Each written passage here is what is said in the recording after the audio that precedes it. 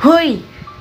Diyan na pala. Hi mga kacharing! So, good morning guys. Today is the first Monday of 2025. So, papasok ako mamaya and then para gagawin paraan kasi hindi na ako para sa prioritize kasi gagawa na tayo ng paraan, di ba? Actually, kailangan na nasa tayo ng bahay ngayon, kaya gising pa ako. Actually, gising ako ng 5 a.m. kasi ano pa lang, kanina pa lang ako, di ba? Dahil 5 a.m. ako nagising ako kasi sobrang aga ako gising. Kasi oras ko ng tulog ko mga 12 a.m. yata. Sobrang aga kasi ano naman yan dahil hindi ko na naman ang insecure kung ganito that's way para ano lang pa yan kaya nga a day in my life kasi nga papasok ako bukas kasi bukas hindi bukas pero mamaya ako na lang magva-vlog ako after pag uwi ako ng school kasi bawal ako magdala ng phone ko kasi magagalit ng teacher ko kasi pag nagdadala ako ng phone kaya nga ipababawalan muna daw sa loob ng classroom ng phones or gadgets kaya nga sa bahay na lang magba-vlog muna tapos mamaya ipapagawa natin later yung bahay serye at pinagagawa natin dahil ay pinag-usapan nila is kwarto. So kwarto ang pinaggagawa nila dito. Tapos, tatanggal na lang daw yung aircon dito, tapos maglalagay na lang daw ng yung shurag. Para dyan, maglalagay ng mga shurag dyan, sabi ni Mama. And then, pinagagawa ni Kuya Ayi ng dito, ang kwarto namin, tapos lalagyan natin yung hagdanan ng mga 4 steps. Kasi, eto may papakita ko sa'yo. Ito yung 4 steps, ganito, ipapagawa natin kay Kuya Ayi mamaya. Tapos yung kwarto namin. Tapos lalagay natin ngayon yung saksakan. Diyan na maglalagay yung mga dito. Tapos lalagay natin ilaw. Tapos lalagay yung kama.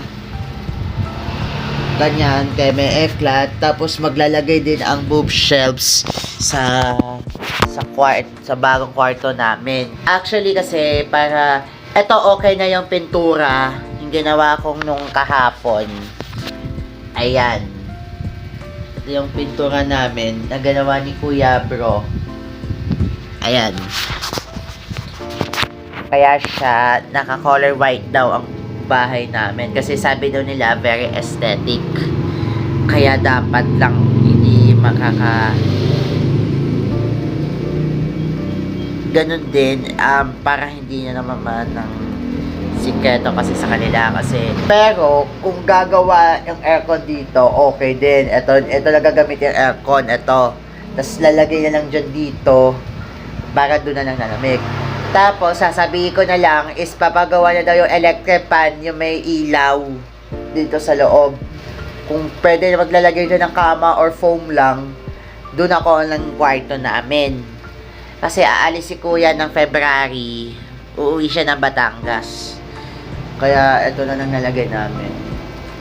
Ayan, so a-update ko man na later habang ako magkakain ako ng breakfast and then magte-take a bath ako mamaya mga 9:20 a.m.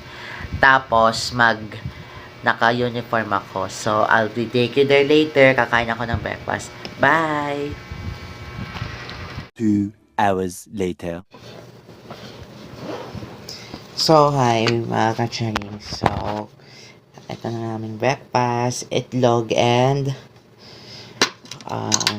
hotdog. Nakakasama ng mainit ng gatas. Kakain mo muna ako ngayon ng breakfast. Kasi mamaya akong papasok. 10:30 a.m. ang pasok ko. Tsaka 1 p.m. ang uwian. Wala ko maling araw. 10:30 a.m. to 1 p.m. pa lang ang pasok ko. Monday and Wednesday lang ako. So ngayon pala, gagawa natin ngayon a day in my life plus bahay serye. So, kailangan tayo kakain and mas enjoy the moment. Charot. So, kakain pa muna ako.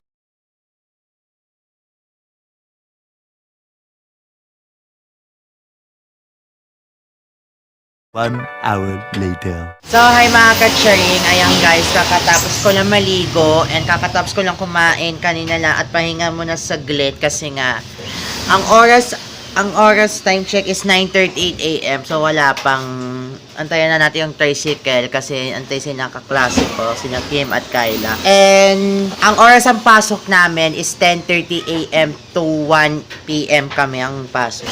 So, ayan, inaayos ko yung buko ngayon. Ayan ako na pang galing ko. So, ayan. So, update na lang ako ngayon and papasok ako guys ha. So, ginagawa natin ngayon na pagagawa namin ng bagong kwarto ko sa taas. So, update ko na natin ngayon pagka after class ko. So, sige, bye-bye guys.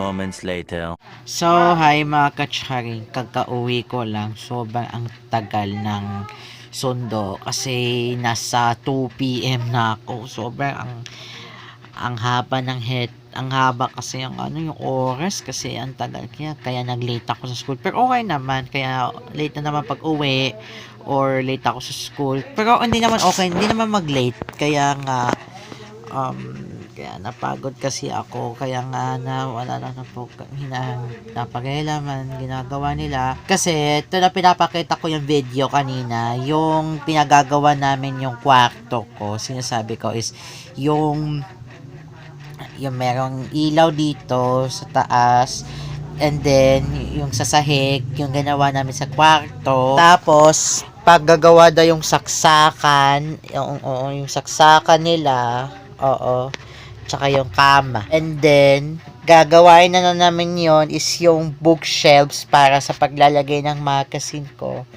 Tapos, okay naman yung paggagawa. Pero wala kasi simula pala yon yung tasa ng kwarto. Pero, ang pinagagawa nila is yung hagdanan. Sinasabi ko yung sa mention ko. Then, as we mentioned kasi, para may alam nyo na namin ngayon, kasi pag doon ako sa kwarto, okay na yung kwarto namin, yung bagong kwarto namin. Kaya, and then, hindi ko masasabi ko yan kasi, pag dumating sila ni na Ate Jo o si Kuya Jake, yung mga pamilyang taga Maglalang, dito na sila titira. Kasi, hindi namin papasok dito, kaya kasi pag mayroong yung mga drugs, yung ganito, yung mga kemi-eklet, yung mga kidnappers, so pag nakukuha ng ganito, huwag yung sasabihin ganito. So, sobrang napaka-interest. And then, most of the time, na napansin ko yung okay naman yung ang paggagawa nila is yung kwarto namin. So, sinasabi ko na ginawa ni Mama, yung isa pa yung kwarto. And then, teka lang. And then, pinagagawa nila yung ang tawag dito is yung kama.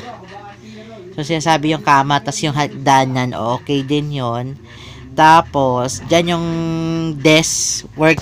working desk, tama. So, dyan maglalagay ng ganito, yung mga pwede magda-drawing.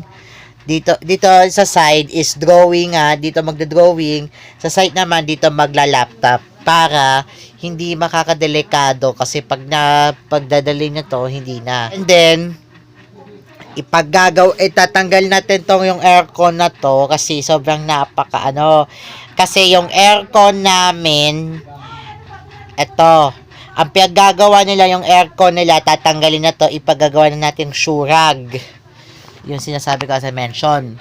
Tapos, ang gagawin nila is ipagbubutas natin ito at saka ipaggagawa ng aircon. Tapos lalagay natin yung TV, of course, para pag hindi kayo mag-updated, para di na naman makakakita kasi pag di ako pagbababa. Kasi pagka aakyat ka, kung okay naman hagdanan, baka mahulog ako. Kung okay na naman yan, kaya nga dahan-dahan lang sa pag-aakyat. Kasi baka delikado, di ba? Pag naaakyat ka lang, ganun din ang ginagawa nila eh. Those times lang ang ginawa namin na yon ay those time lang, okay din yung gagawa namin ng kama. Hindi yung bagong kwarto. Tapos, okay naman. Kasi, yun na nga update ko na lang natin ngayon and mamaya pa kami magpupunta and then, para kakain yata or sa Samyugsad. Pero vlog na lang kami. So, mamaya na lang po kami. Bye-bye. I'll take you there, guys.